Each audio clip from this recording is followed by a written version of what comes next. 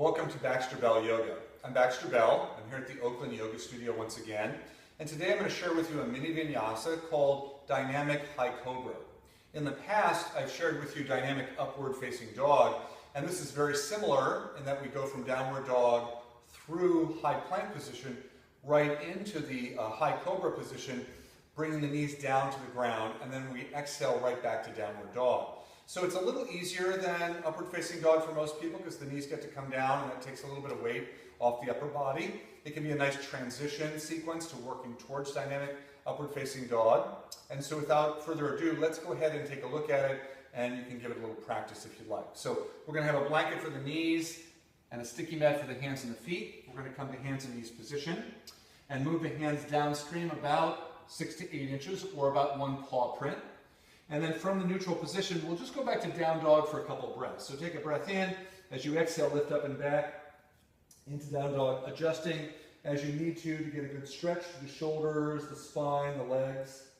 And then when you're ready on your next inhale, we're going to swing through the high plank position and right into the high cobra. So the knees come down to the ground. I keep my toes turned under here. And then on your next exhale, swing up and back into downward facing dog. So that's the transition. Inhaling, shoulders come right over the wrists, knees come down, chest and head turn forward, and then exhale, lifting up and back. So let's do that 4 more times. Inhaling into High Cobra.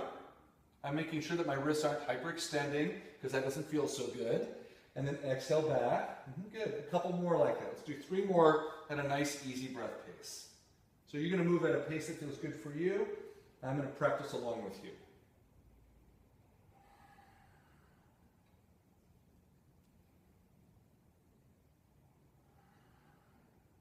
And then after I've done my last one, I'm going to let my knees come down, and I'll go ahead and release my hands. This is a good sequence to release those hands, give them a good shake, do some circles, some movement with the hands, shake the whole arm out. If there's any other favorite way that you like to release your wrists, that's a good thing to do right now. And you could do 1 set of those, or you could do a second set if you wanted to, just to add a little more vigor to your practice today. So that's our dynamic sequence of the day, Dynamic High Cobra. Play around with that this week in your own home practice.